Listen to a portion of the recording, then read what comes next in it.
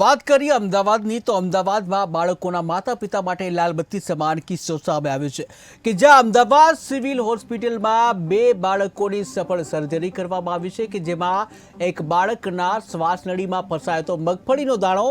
જ્યાં સફળ જે બ્રોન્કોસ્કોપી જે કરી અને દાણો બહાર કાઢવામાં આવ્યો છે કે જ્યાં બાળકની સફળ બ્રોન્કોસ્કોપી કરી અને દાણો બહાર કઢાયો છે, ત્યારે બીજા બાળકને ફળ આપતી વખતે બીજ ફસાયો હતો અને જ્યાં સર્જરી કરી જે અન્નનળીમાંથી બીજ બહાર કાઢવામાં આવ્યું છે કે જ્યાં દરેક માતા પિતા માટે લાલબત્તી સમાન કિસ્સો છે કે જ્યાં બાળકો જ્યારે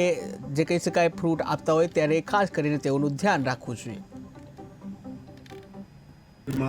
મોટો રાસબેરીનો ટુકડો એટલે કે એનો જે બી કહેવાય એ ફસાઈ ગયું. આની વાત કરીશ તો પ્રદ્યુમન કરીને મંદસોર એમપીમાં સિંગ દાણો ખાતા ખાતા અચાનક ઓતરાયો અને ખૂબ જ શ્વાસોશ્વાસ વધી ગયું,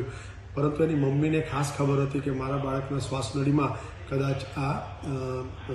સિંગ દાણો ગયો હશે, એટલે એ લોકો મંદસોરથી સીધા સિવિલ હોસ્પિટલ લઈ આવ્યા અને જેને ઇમરજન્સીમાં બ્રોન્કોસ્કોપી કરી અને એની શ્વાસનળીમાંથી એ દાણો કાઢવામાં આવ્યો. એ જ રીતે બીજો 2.5 વર્ષનો મિતાંશ પરમાર, જેને એકચ્યુઅલી નાની ઉંમરમાં એટલે કે તાજો જન્મેલો બાળક જ્યારે હતું ત્યારે અન્નનળી અને શ્વાસનળી 2 વર્ષનો થયો છે એ જ્યારે જન્મ થયો ત્યારે એને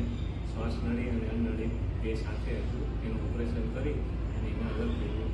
સારું થઈ ગયું. પછી 2 દિવસ પહેલાં એને